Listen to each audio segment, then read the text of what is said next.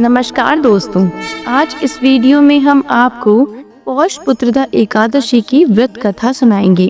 धर्मराज युधिष्ठिर कहने लगे कि हे भगवान, अब आप कृपा करके मुझे पौष माह के शुक्ल पक्ष की एकादशी के विषय में बताइए।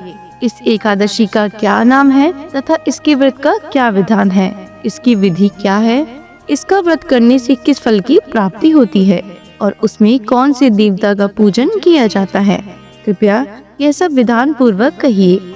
भगवान श्री कृष्ण बोले, पौष माह के शुक्ल पक्ष में आने वाली इस एकादशी को पौष पुत्रदा एकादशी कहा जाता है। इसमें भी नारायण भगवान की पूजा की जाती है। विधि पूर्वक इस व्रत को करना चाहिए। इस चर और अचर संसार में पुत्रदा एकादशी के व्रत के समान दूसरा कोई व्रत नहीं है। इसके पुण्य से मनुष्य तपस्वी, विद्वान और लक्ष्मीवान होता है। इसकी मैं एक कथा कहता हूँ, सो तुम ध्यान पूर्वक सुनो। भद्रावती नामक नगरी में सुकेतुमान नाम का एक राजा राज्य करता था। उसके कोई पुत्र नहीं था। उसकी स्त्री का नाम शव्या था। वह निपुत्री होने के कारण सदैव चिंतित रहा करती थी। राजा के पितृ भी रो रो कर पिंड लिया करते थे और सोचा करते थे कि इसके बाद हमको कौन पिंड देगा। राजा को भाई, बांधव, धन, हाथी, घोड़े, राज्य और मंत्री, इन सब में से किसी से भी संतोष नहीं होता था। वह सदैव यही विचार करता था कि मेरे मरने के बाद मुझको कौन पिंडदान करेगा। बिना पुत्र के पितरों और देवताओं का ऋण मैं कैसे चुका सकूंगा। जिस घर में पुत्र न हो उस घर में सदैव अंधेरा ही रहता है।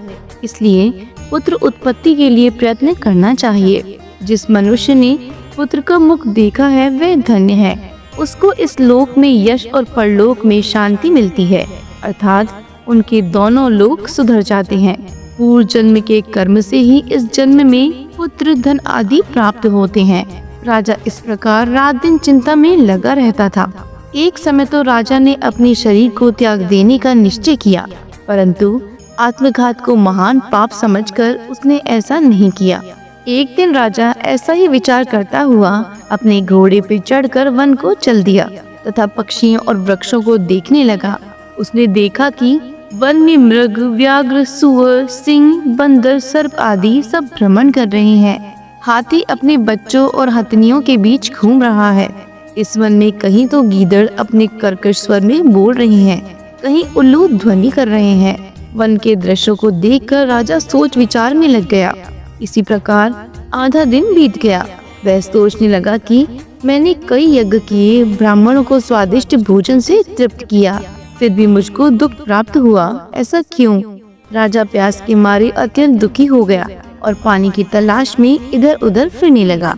थोड़ी दूरी पर राजा ने एक सरोवर देखा। उस सरोवर में कमल खिले थे तथा सारस, हंस, मगरमच्छ आदि विहार कर रहे थे। उस सरोवर के चारों तरफ मुनियों के आश्रम बने हुए थे। उसी समय राजा के दाहिने अंग फड़कने लगे। राजा शुभ शकुन समझकर घोड़े से उतरकर मुनियों को दंडवत प्रणाम करके बैठ गया। राजा को देखकर मुनियों ने कहा, हे राजन, हम तुमसे अत्यंत प्रसन्न हैं। तुम्हारी क्या इच्छा है सो कहो।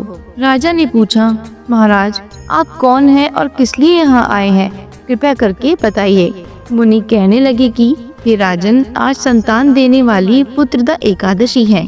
हम लोग विश्वदेव हैं और इस सरोवर में स्नान करने के लिए आए हैं। यह सुनकर राजा कहने लगा कि महाराज, मेरी भी कोई संतान नहीं है। यदि आप मुझ पर प्रसन्न हैं तो एक पुत्र का वरदान दीजिए। मुनि बोले, हे राजन, आज पुत्रदा एकादशी है। आप अवश्य ही इसका व्रत करें। भगवान की कृपा से अवश्य ही आपके घर में पुत्र होगा। मुनि के वचनों को सुनकर राजा ने उसी दिन एकादशी का व्रत किया और द्वादशी को उसका पारण किया। इसके पश्चात मुनियों को प्रणाम करके महल में वापस आ गया। कुछ समय बीतने के बाद रानी ने गर्भ धारण किया और 9 महीने के पश्चात उनके एक पुत्र हुआ। वह राजकुमार अत्यंत शूरवीर, यशस्वी और प्रजापालक हुआ। श्री कृष्ण बोले, हे राजन, पुत्र की प्राप्ति के लिए पुत्रदा एकादशी का व्रत करना चाहिए। जो मनुष्य इस महात्मा को पढ़ता या सुनता है उसे अंत में स्वर्ग की प्राप्ति होती है। बोलो विष्णु भगवान की जय हो। आशा करते हैं कि आपको ये कहानी पसंद आई होगी। इसी तरह की और भी वीडियोस को देखने के लिए हमारे चैनल को लाइक शेयर एंड सब्सक्राइब जरूर करें। धन्यवाद।